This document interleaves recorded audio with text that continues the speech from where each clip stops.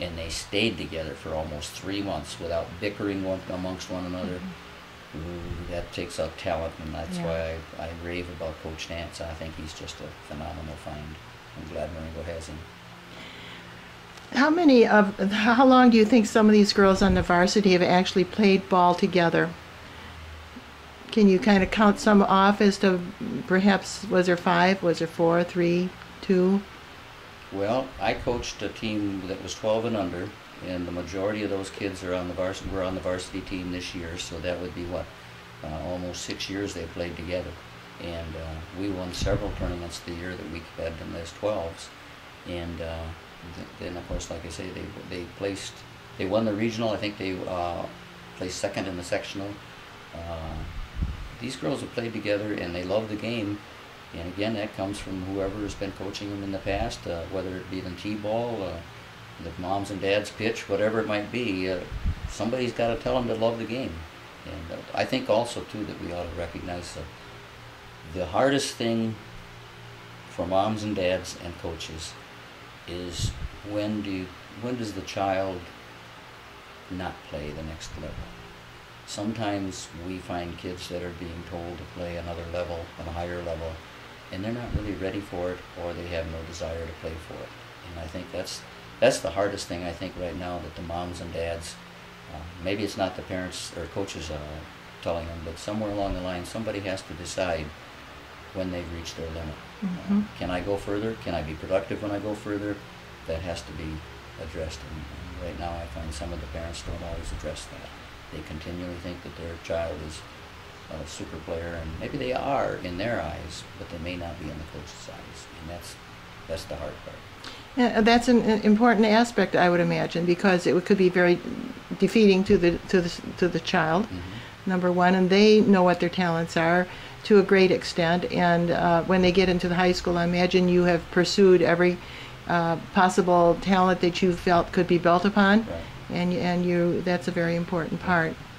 I'll give you an example of just one young lady.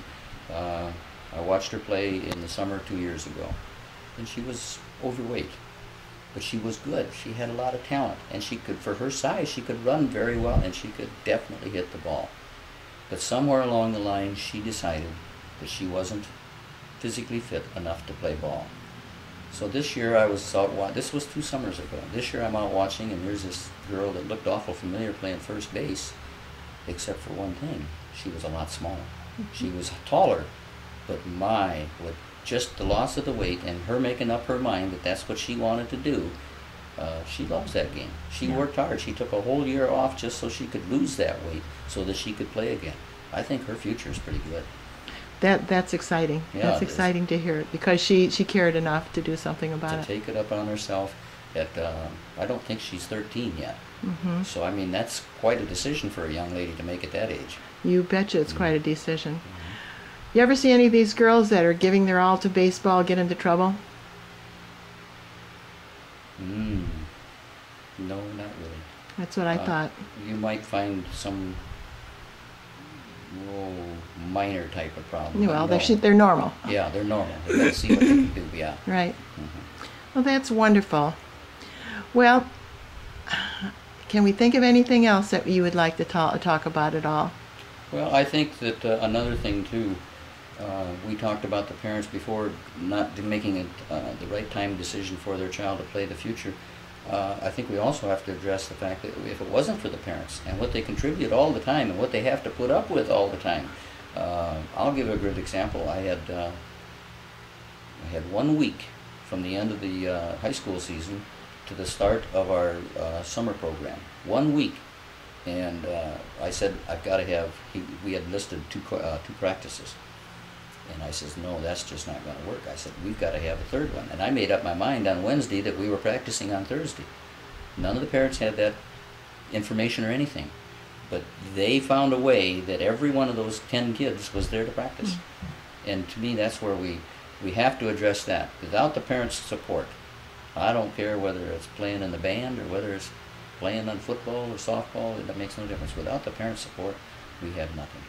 And I'm glad for Marengo to do what they've done, supporting softball and other sports, band, whatever else there is. I think it's just amazing. Would you like to see Marengo have a sports complex? I've heard that there's been talk about it. I've got some reservations, but I would like to see that, yes. What do you feel would be the benefits? We wouldn't have to go through another organization to maintain or anything else. It would be all ours. It would be up to us to maintain that. So I think that would be the benefit. Okay. Well, I want to, on behalf of our society, thank you for coming by and sharing some of this. And again, Hal is only one of many volunteers in Marengo that give a lot to the Marengo youth, and to all of those people in any way that you are helping with the youth organizations. We appreciate you very, very, very much. And Hal, we really appreciate what you have done. Thank you, and going back to the what you just said there, I never thought about longevity as far as coaches and stuff, and I've only dealt with softball, but I've got a brother-in-law who's been coaching soccer in town, and he has told me about some of the various soccer parents, coaches, and how long they've been doing it. So you're absolutely right. The length of time that these parents do that, it's amazing. That's amazing. It is amazing, and it makes better citizens of our children. You mentioned Kathy Carlson. She was one of your people on your team, and now she's in there helping. And we see this time and time again, that they felt that it was worthwhile, and they are giving their all to contribute and volunteer however they can. And so to all of you folks, we want to say thank you, and thank you especially for coming and sharing this with us today. Okay. All right, thank you.